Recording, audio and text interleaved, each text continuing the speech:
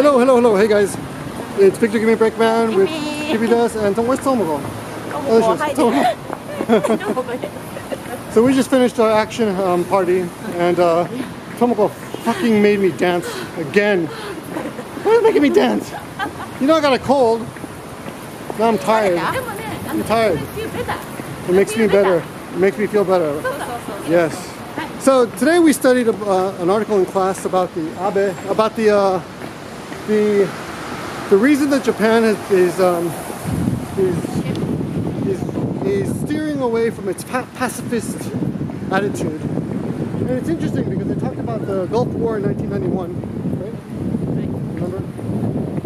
So apparently it's not all Abe's fault.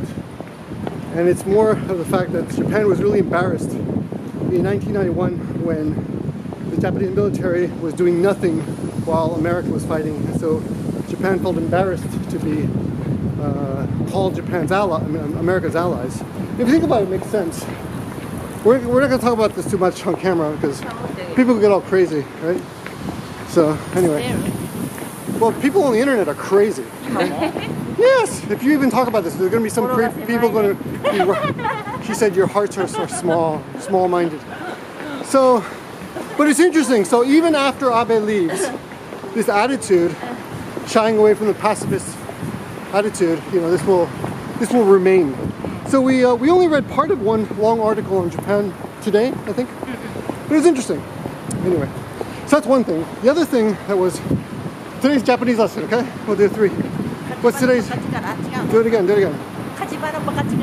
Slowly. Okay, so kaji is fire, as in a house fire. Ba is place. So kajiba is a place of a fire. Ba is Place of fire. So no is apostrophe s, possessive particle. Kajiba no baka chikara. Baka, of course, is idiot, and chikara is strength. So the strength you get, the amazing strength. In this case, baka doesn't mean stupid. It means very. So super. So chikara is strength. The super strength you get from being in a very dangerous situation, like an adrenaline rush. Adrenaline っていうね。So baka chikara is someone who's very strong. So when you're in a tough situation, you get a rush of adrenaline that makes you very strong. We call that kajiba no baka chikara. So that's a very cool expression. Cool expression for today. The last thing I want to talk about is about the six foreigners who killed another foreigner yesterday between Saturday on 1 a.m. between Saturday and Sunday in Nagoya, Nakagawaku. 6 apparently Iranians ambushed another guy. Wait, what's going on? He's saying goodbye. Oh, an ambulance? Oh, well, who cares? There's an ambulance over there. So don't interrupt me. I'm tired. Jesus. Hello, number one. Yes, this video has suddenly become a longer video. I apologize for the fact that this video is interrupted. The 2 beautiful ladies I was with, we cannot continue with them because it became too loud on the street. People were yelling. And when I got back to the school, I realized that the rest of the footage was inaudible. So I'm going to have to continue here. I do apologize that you have only me and my glass of whiskey to deal with. Excuse me. That was my first sip of the night. I hope you hated that. Anyway, I have a cold, but I must soldier on. So, a quick review. Kajiba. That's right, yeah. Kajiba no baka chikara. Right. Adrenaline strength that comes from being in a dangerous situation. And I was inspired to teach you that because I saw on the news that an 88-year-old woman ran out of a fire. So I thought, oh, pretty cool for her. Anyway, the rest of this video is about a murder that you probably have already heard about. It happened between Saturday and Sunday night in Nagoya in Nakagawaku, which is south-ish of my school. And I remember I'm in the center, I'm in Sakai, and it involved a really dramatic, almost something out of the movies, right? A car was driving, a single man in his, well, we don't know single, a lone man between the ages of 20 and 30 was driving down the street when a car in a kind of a box car they call them, I think, one box in Japan. It's basically a car, a van, a small van. vanish. It's between a van. It's like if it's a van had sex with a car. That's what it would look like. Okay. Anyway, they cut him off, and then another car came behind and rammed him, and then 6 guys got out of those 2 cars and pulled the guy out of the car. The guy that they hit, they pulled him out of the car and beat him and knifed him to death. So, various people took video from their apartment buildings. I guess I assume with an iPhone. And that video has been examined given to the police and examined, and it's all over the internet. I will link you in the description. And then the guy walked into. Oh yeah. Oh, I'm sorry. And then a 3rd car appears, and then the 6 guys jump into the 3rd car, abandoning the 2 cars, and sped off. The victim walked into a convenience store, covered from head to toe in blood. I believe the expression is zenshin chidarake. That'll be your one expression for today. I'll put that in the description because this is not really so much of a JNEWS as a commentary on the very little that I know about these issues like this. Zenshin, zen is everything, shin is your body. Zenshin chidarake, chi is blood, and darake is something you add when something is you're full of it, like lots of blood everywhere. Chidarake. So when there's lots of something, you say darake at the end. So zenshin chidarake. He walked into the convenience store, and the convenience store clerk called the police and said, some guy, zenshin chidarake, just walked into here. 6 hours later, he died of a hemorrhage. He hemorrhaged to death. So, wow, pretty shocking story. And the news report on Japan today claims, or states, claims, whatever, says that they were speaking Farsi. And there's, one of the things about Japan Times, and actually almost about any site that has to deal with Japan, are the amount of angry people commenting on it. There's always a bunch of people outraged and self-righteous about it. And one person claims that no, that's not, you can't say Farsi, it's Persian. Farsi is not a language. And the funny thing about Japan today is that the moderator will comment back to you and say, both are correct or whatever. Also, apparently the original title was Foreigner Killed by Foreigners in Japan. Something like that. Anyway, they use the word foreigner twice in the title. And of course there are foreigners, and you might be one of those, who think that having a title like that is somehow discriminatory or racist or unnecessary, bigoted, whatever you want to say. Why don't you just say a man killed by other men? Why do you have to point out his nationality? Well, yeah, we'll get to that in a minute, or maybe we should get to it now because I'll probably forget. Well, if the police asked me, what did you see? I would say, well, a foreigner got out of a car, and then 6 other foreigners jumped on him and beat the shit out of him. That's what I would say. I wouldn't say, a man, his race is not important. Of course, I would point out if he was black or white or whatever.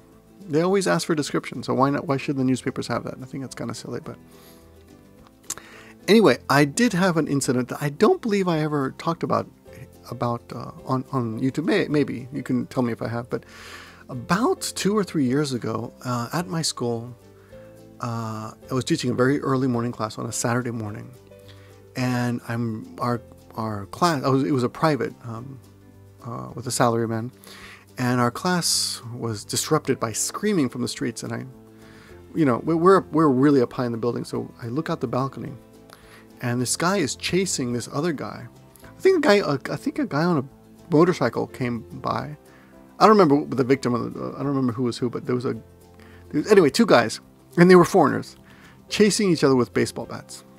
I'm sorry, one of them had a baseball bat. The other guy just got his ass creamed. And the police came, and they helped the guy who got beat up. The other guy ran away. And of course, I had my video camera then. It was an old one. It must have been a while ago, because it was the old, sharp, gun-type video camera. And it doesn't even shoot HD, so it must have been a while ago. But I handed over the chip to the police, and they took it away and came back like in a couple hours and returned the chip after copying it. And they didn't erase it. But they said, could you please come in and talk to us? So I did. It was such a waste of time. It took forever, just basically, saying I was there, and I took the video, and I said, what's going to happen? And he said, probably nothing, because they're both Iranian. And I said, what do you mean? He said, well, they're not gonna tell on each other. They don't do that. And I remember, way back in the day, and this is in no way an attempt to besmirch Iranians in Japan. There are I've met quite a few Iranians who are, of course, they're just people here working just like me, regular people. But back in the day, I can't even tell you for sure they're Iranians, but I do have some inside information on this, so just be patient. Please indulge me. Back in the day, I used to teach the police. Actually, I taught a police class at the actual police station, at the headquarters of the police station in Shiakusho. I think they've moved it since then. I quit years later because I don't know why I quit. Should have kept that job. That's a good connection to have, right? I used to teach the police, and they were pretty low level. We'd sometimes discuss a little bit about what's happening in Japan, in Nagoya. But it was pretty common knowledge amongst all foreigners that if you wanted, for example, telephone calling cards, because these are the days before cell phones, so if you wanted to call home, you'd get a telephone calling card, put it into a payphone and call anywhere. They sold illegal telephone calling cards. They apparently sold drugs. And I even heard rumors you could buy a gun, all in Central Park in Nagoya. And if you walk through there, it was a hassle because people would always come up to you and say, what do you want? What do you want? What do you want? Like, what kind of, they would always come up like salesmen. It was kind of annoying because Central Park cuts down the middle of Nagoya, so you couldn't avoid seeing them. And of course, they wouldn't approach everyone, but because I'm a foreigner, they assumed that I was maybe interested in something, or at least I wouldn't, I don't know, call the police. I don't know, whatever. But, full disclosure, I don't do that kind of stuff. Okay, I'm not into illegal things. And if you are and you come to Japan, I would highly recommend you to avoid drugs and such, and any old bad habits you should leave behind you because they're really not worth it if you want to stay in the country. Anyway, so teaching the police, I got a pretty advanced one, and she went on to do an exchange with the FBI. But anyway, back to her. I asked her, I said, why don't you guys just sweep the park and just arrest everybody, whoever they are? And she said, we can't because we only have one translator. I said, what do you mean? She goes, well, we only have one translator who speaks Persian and Japanese. So we, if we picked up everybody, we'd be full. Our jail would be full. There'd be nowhere to put them. So that was literally the reason that they couldn't. They literally just didn't have enough room and manpower to process everybody. So they would pick them up one by one, right? And of course that didn't help. Now I don't know how much the rest of what I'm going to tell you. I don't know how accurate it is. You hear rumors though, but I heard rumors that the people who worked in the park, regardless of their nationality, the foreigners were employed by Yakuza or low-level Yakuza who would use them to distribute drugs and whatever illegal things they wanted to get rid of. And I do remember one night driving home, I was at a red light right next to the park, and the guy comes up to me, and I'm in my car, right? And he yells something to me like, "Hey, you want to get something?" And I yell something insulting, like "Fuck off," or, "Go to hell," or whatever. And he's really insulted, and he chases me and hits my car. And I've got two ladies in the car with me, and they're like really scared because that never happens in Japan. Nobody chases you. But that was basically my only interaction there. My impressions of Iranians in Japan are very limited, very few. I have met quite a few who are reputable business owners and such. But I remember there's one guy in the gym, and I've mentioned this. I know that I've mentioned this story before, where I hadn't seen him for like 2 days, and when I saw him again, he had grown out a full beard like in 2 days. It was like Harry Potter just waved his wand at him or something. I don't know. It was weird. So I said, "You son of a bitch! That's a great beard, right? Just that's all." And I thought we were friends, and maybe we were, but he took an offense to that. And he grabbed my arm, and I could tell he was controlling himself. He says, "You and I are friendly, but don't you ever curse me again." And after that, I just steered a wide berth to him. He was a pretty big guy. I ran into him years later, and he looked even more Persian than before. He had long hair, and his beard had grown really out, but he was doing really well. He was at a really nice hotel at a restaurant or something. I don't remember where it was, but I remember thinking, wow, funny running into him here. He must be doing really well. He was dressed really nice in a suit and everything. But that's one experience. And the other experience was indirect. There was a magazine called Hiragana Times that I used to study back in the day. And I remember they have a question they like the penthouse letters, you know.